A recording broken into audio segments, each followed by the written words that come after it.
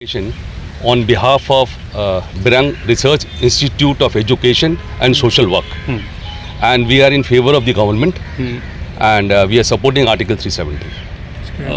लेकिन मतलब आप अगर आप सपोर्ट कर रहे हैं तो क्यों सपोर्ट कर रहे हैं, क्या वजह है? हिंदी में हमारा नहीं है। हिंदी करना चाहूँगा। एक मिनट। देखिए, सबसे पहले मैं आप सभी का शुक्रिया अदा करना चाहूँगा कि आपने मुझे समय दिया है ताकि मैं अपनी बात आपके माध्यम से पूरे देश के लोगों के सामने रख सकूँ। जहाँ तक आपके सवाल का ताल्लुक है कि धारा 370/35A, जिसको हमारे देश की सरकार के एक बहादुर, ईमानदार और जुर्रतमंद प्राइम मिनिस्टर की क़यादत में 5 अगस्त 2019 को एब्रोगेट किया था।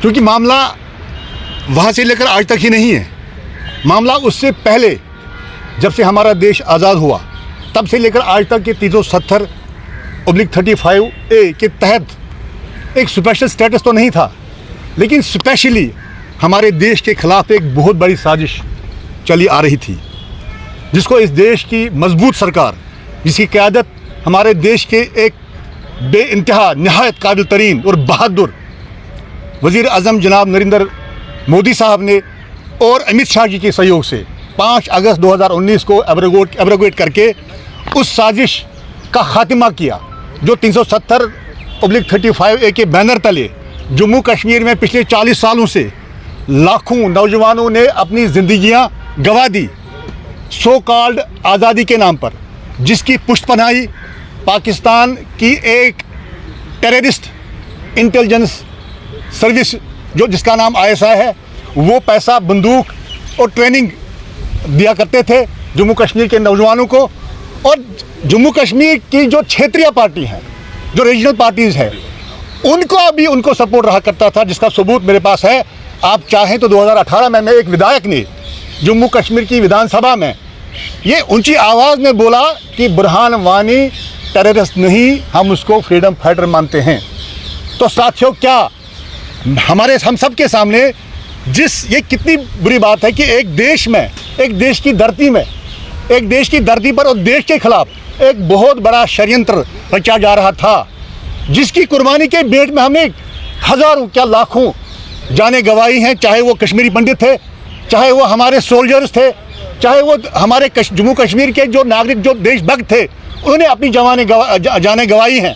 इतना ही न सही, जम्मू कश्मीर का कारोबारी इदारा बिल्कुल तबाह हो चुका था पिछले 40 सालों से। जम्मू कश्मीर का टूरिज़्म तबाह बर्बाद हो चुका था। जम्मू कश्मीर की एजुकेशन जो सेक्टर है, चाहे वो स्कूल्स, कॉलेजेस, यूनिवर्सिटीज़, मदरसे, दारुल उलूम पूरे बंद पड़े थे। लेकिन जब 5 अगस्त 2019 आया और हमारी सरकार ने उसको एब्रोगेट करके एक हिस्टोरिकल डिसीजन लिया, न सिर्फ जम्मू कश्मीर की भलाई के लिए बल्कि पूरे देश की भलाई के लिए। मैं ये समझता हूँ कि सुप्रीम कोर्ट से भी सुप्रीम हमारा देश है। मैं अपनी बात इसलिए यहाँ सुप्रीम कोर्ट रखने आया हूँ, मैंने हलफनामा भी दायर किया है, क्योंकि मेरे सामने being NGO chairman of Kashmir base, मेरा हक बनता है कि जहाँ मेरे देश में, मेरे देश की धरती पर, मेरे देश के खिलाफ एक षड्यंत्र रचा जा रहा था, सो कॉल्ड, जिसको बोलते हैं गज़वा-ए हिंद, और जिसका सपोर्ट वहाँ की रीजनल पार्टीज करती थी, जो मेरे पास सबूत है, आप वो चेक कर सकते हैं।